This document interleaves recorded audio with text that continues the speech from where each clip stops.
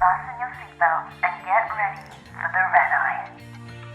Each week, we'll be immersing you in a world of adventure, from thrilling dramas to side-splitting humour and life-altering moments. Welcome aboard the Red Eye.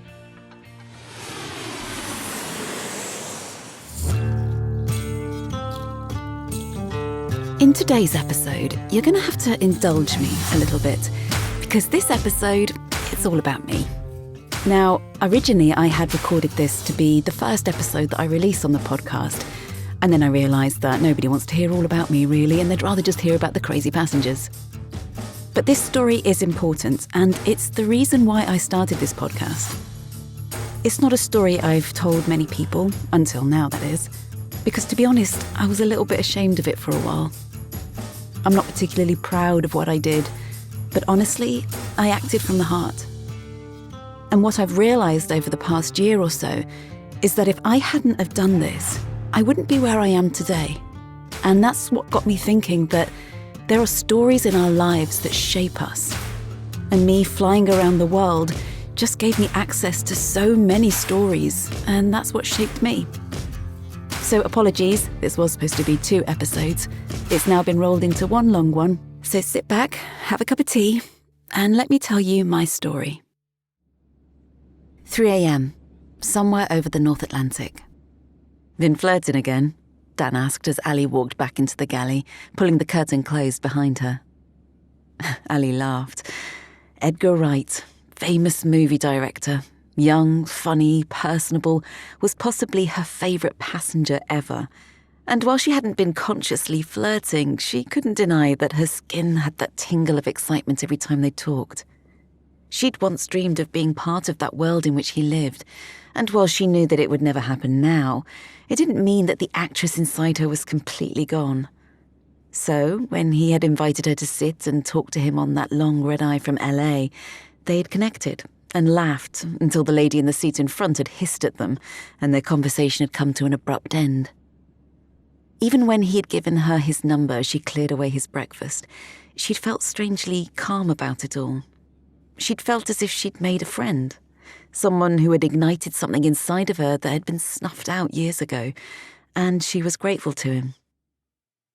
They messaged for a while, and then both went back to their own lives, the one where Ali was engaged to be married, and Edgar, well, Edgar is still famous and remarkably successful. Whilst he wasn't the one who diverted her life, it was quite possible that he planted the seed for that to happen just a few short months later. So let me take you back to a young Ali, because as with us all, our adult selves are moulded by our young lives.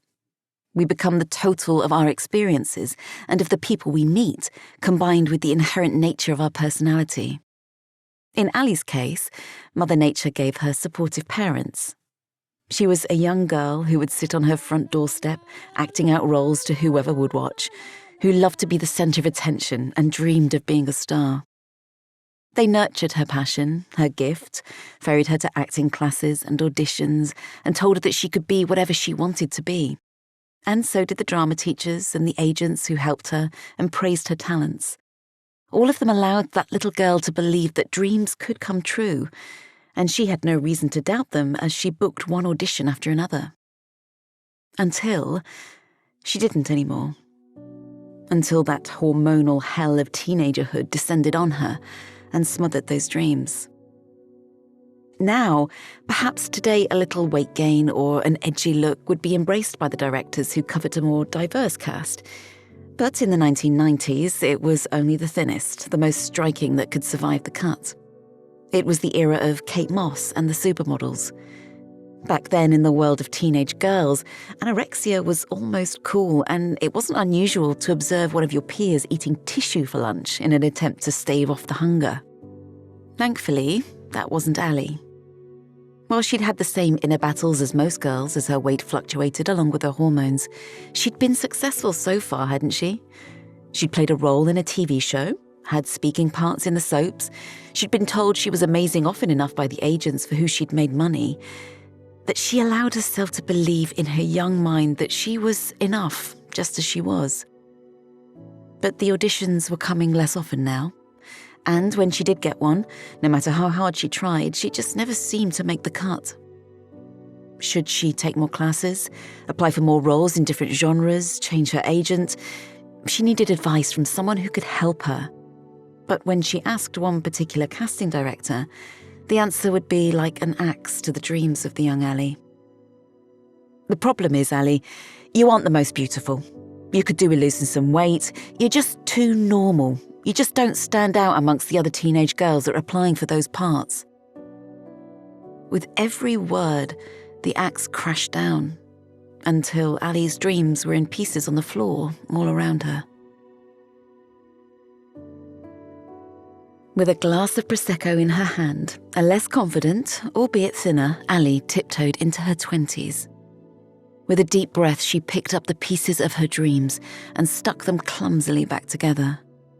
No, Ali shook her head assertively. I'm not going to give up. She smiled and raised her glass as a plan began to form in her mind.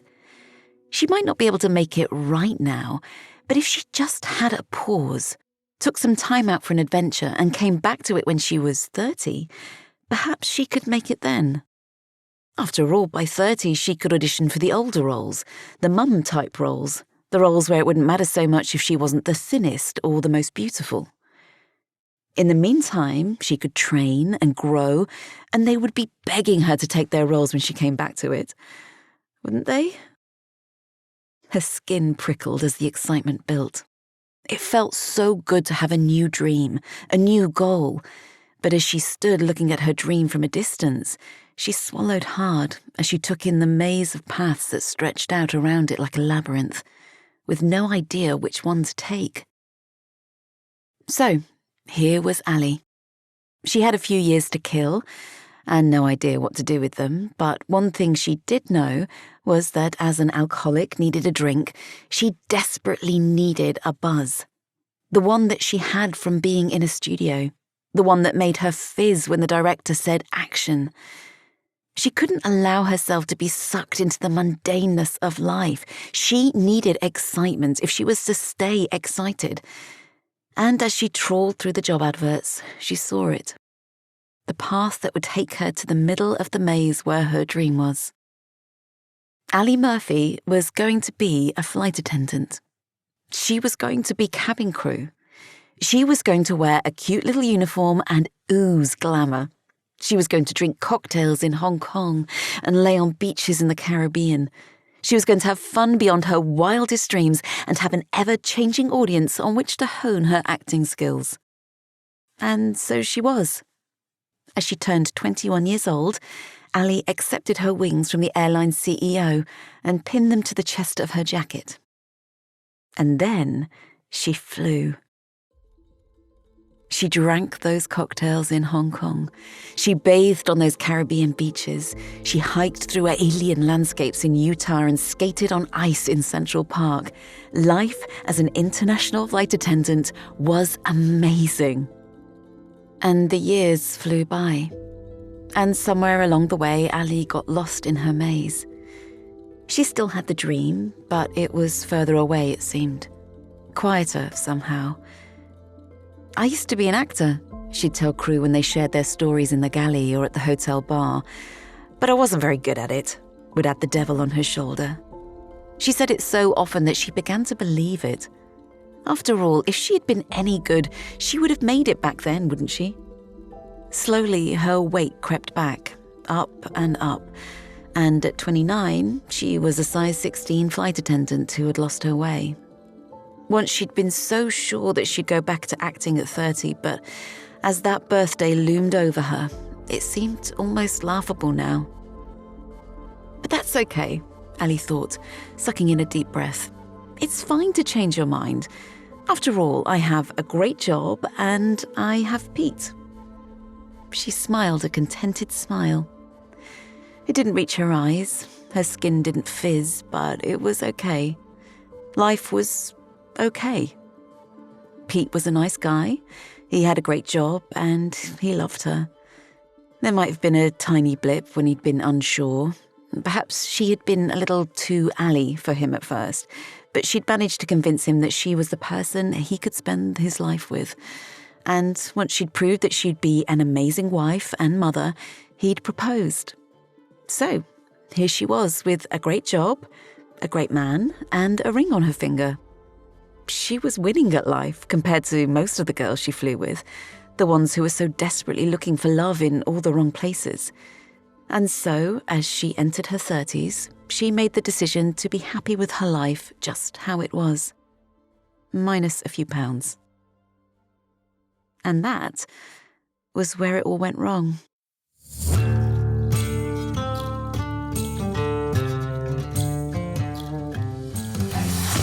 As the weight fell back off, Ali's confidence grew, and her need for that buzz of excitement crept back in. It was around that time that her encounter with Edgar Wright reminded her of who she was, who she wanted to be, and she started to dream again. But Pete wouldn't listen to her dreams, didn't understand why she needed more than he gave her. When she raised the idea of getting back into something creative, he dampened the idea immediately, stating that it would be stupid to leave a job like flying for something so unstable. Perhaps if she'd stayed fat and contented, never met Edgar, perfectly nice Pete would have been enough. But she didn't realize that he wasn't until it was too late.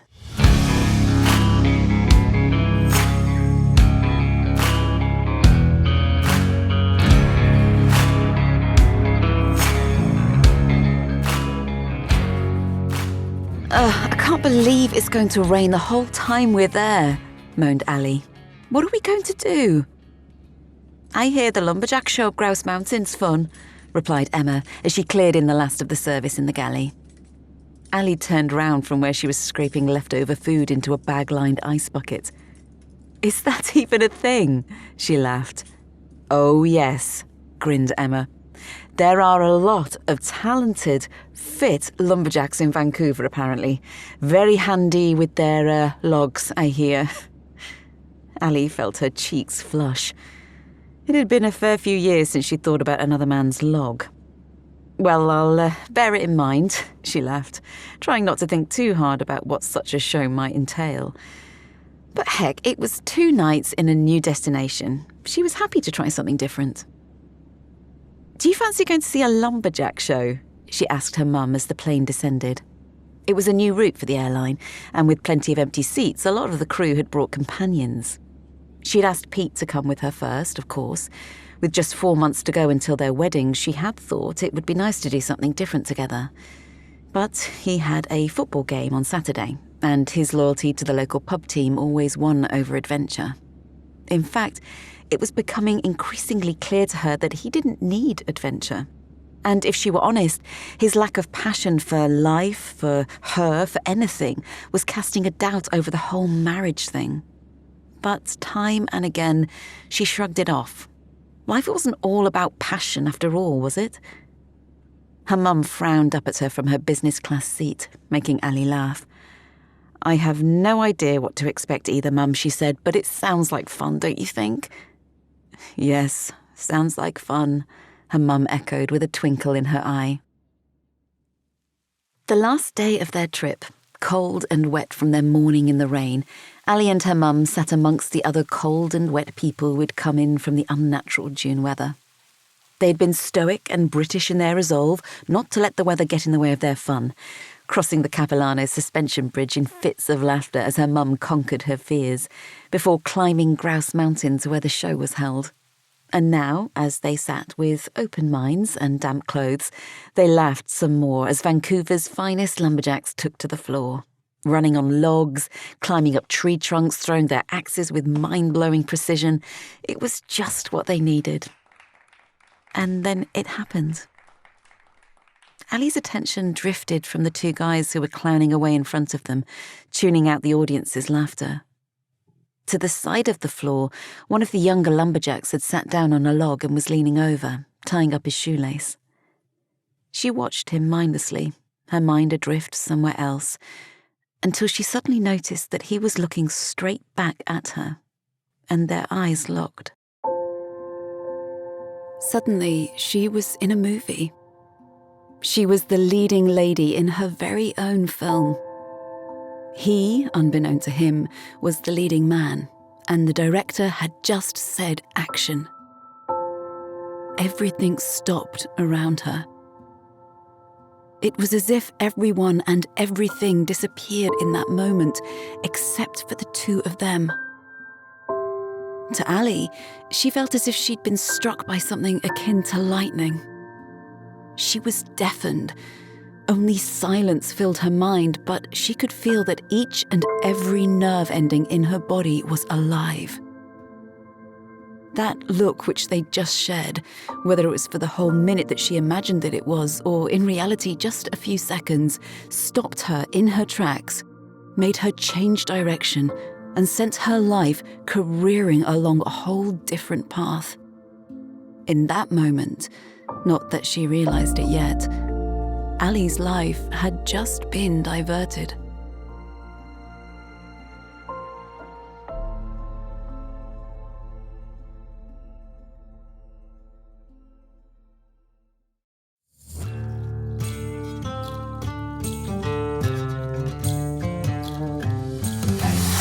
"Smile, Ali," her mum called from behind her camera.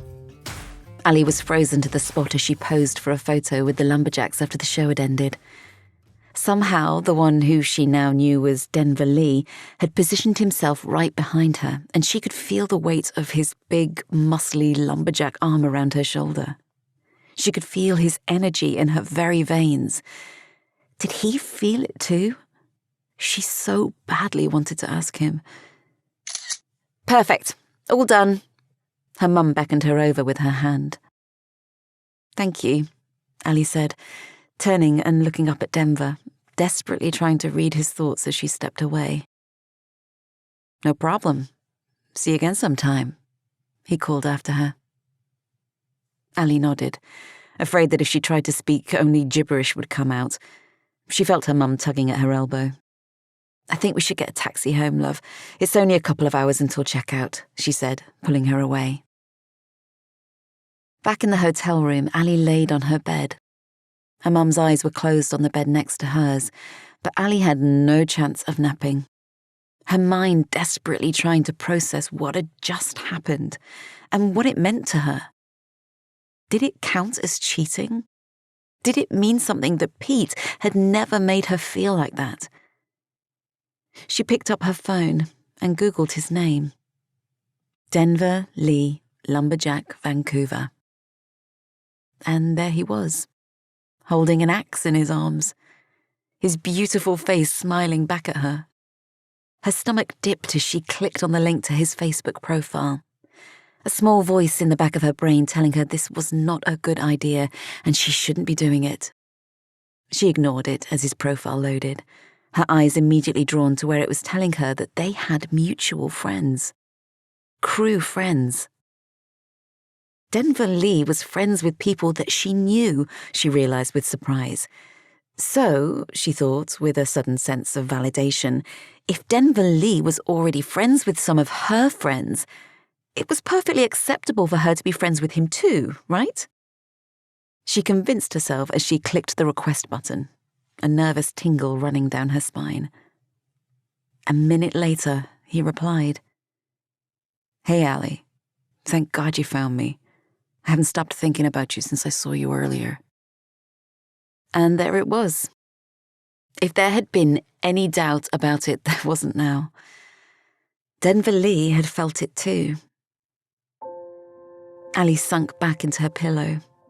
Her mind wanted to run away with the rest of this movie so badly, but she couldn't let it go there. She was flying home later to see Pete. She was going to marry perfectly nice Pete.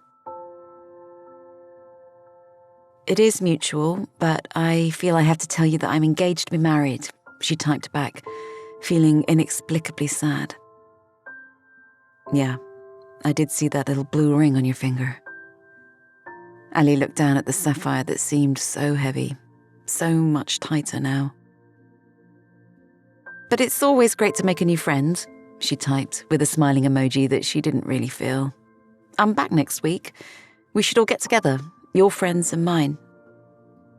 Ali held her breath, glancing across at her mum and trying to ignore the knot in her stomach that was growing bigger and bigger. She didn't need to feel guilty, did she? It was okay, wasn't it, if they just went out as a group, just as friends? The next morning, Ali walked, tired from the long night flight home, through her front door and kicked off her heels.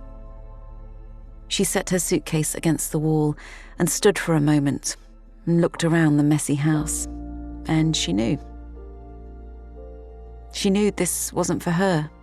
This wasn't her life anymore.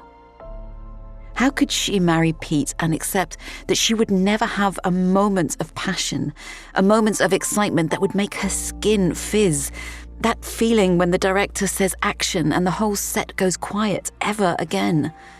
Her whole life was set up to be a disappointment, and it was now, and only now, she could change it. But she thought, taking a deep breath and trying hard to clear the thoughts from her mind, it was landing day. And everyone knew that you shouldn't try and make any decisions on landing day. Get some sleep, Ali, she told herself. Maybe things will look different tomorrow.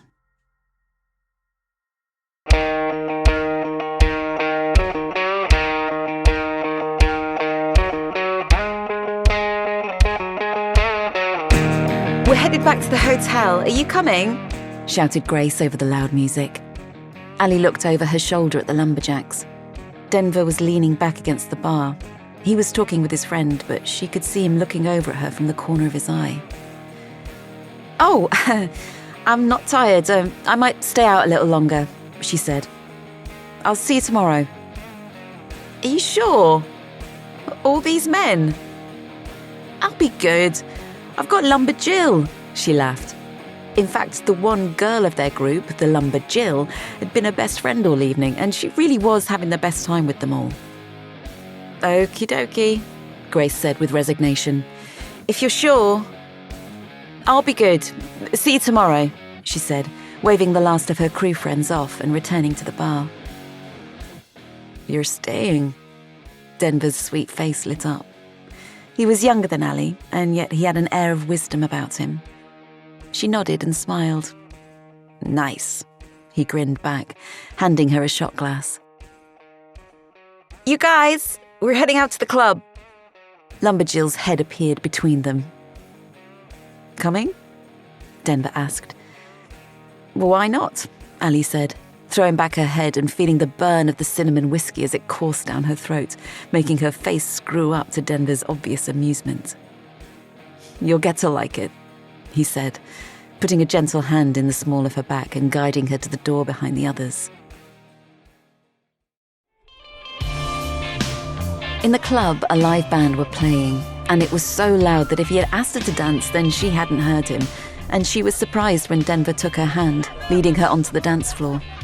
To her, even though they were amongst a crowd of people, it felt like they were all alone. And when he pulled her to him and kissed her so lightly on the lips, Ali felt giddy, her whole body responding to his touch in a way she didn't recall it having done before with Pete. Pete. She stopped in her tracks. The thought of him, the man she was getting married to, shattered the moment, and she pulled back, looking up at her lovely lumberjack with a gentle shake of her head.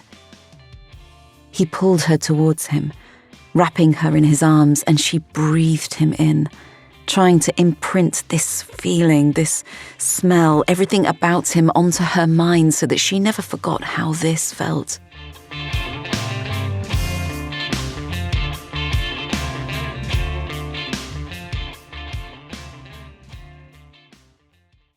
The next morning, Ali knew before she even opened her eyes that something bad had happened. She had that sinking feeling in the pits of her stomach.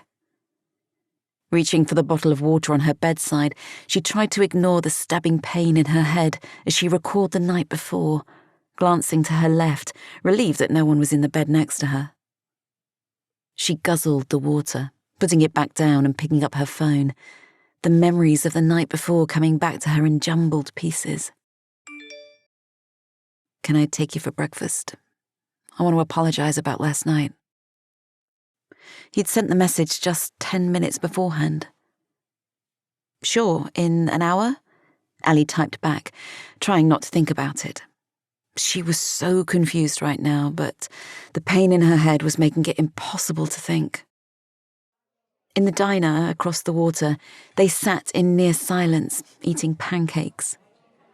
To Ali, it felt as if there were 1,000 words just hanging in the air between them, but neither of them could put them into sentences. Neither of them knew what to say. What could anyone say that would make this easier, make this okay? "Let's go for a walk," said Denver, laying some dollars on the table and taking her hand. Outside, they followed the path along the lake until he led her into the forest, following the most beautiful trail, lined by trees so tall they almost reached the clouds. Her senses heightened. Ali could hear every bird singing, smell the fresh dewdrops on the leaves, and then he stood and turned to face her. And before she knew what was happening, he'd lifted her off the floor, high into the air above him, lowering her slowly until they were face to face, and kissing her. Every cell in her body exploded. In that one moment, she felt more passion, more excitement than she'd ever felt in her whole entire life. And that was it. If she had felt it before, this time, there was no doubt. She wasn't marrying Pete.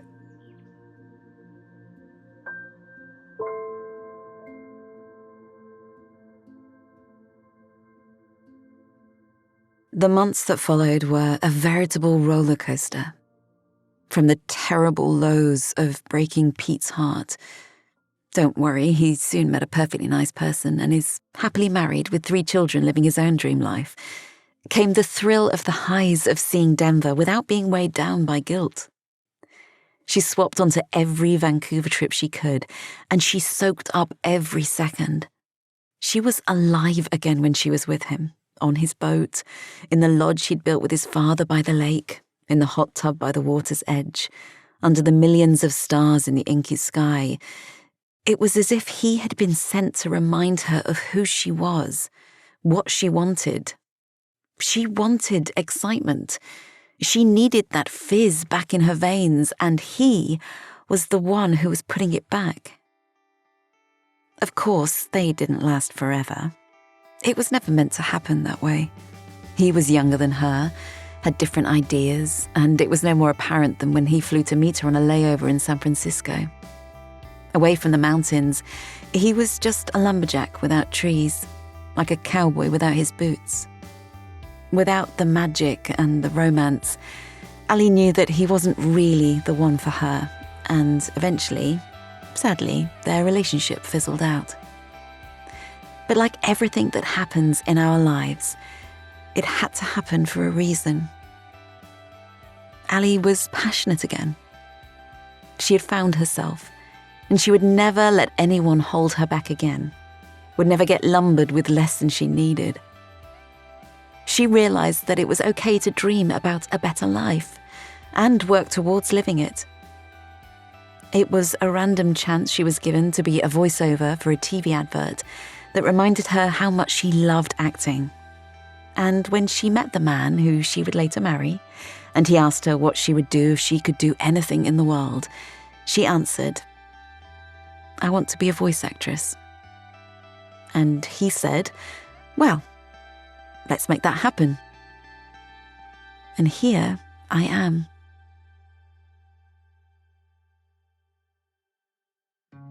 The Red Eye podcast is produced and narrated by me, Ali Murphy.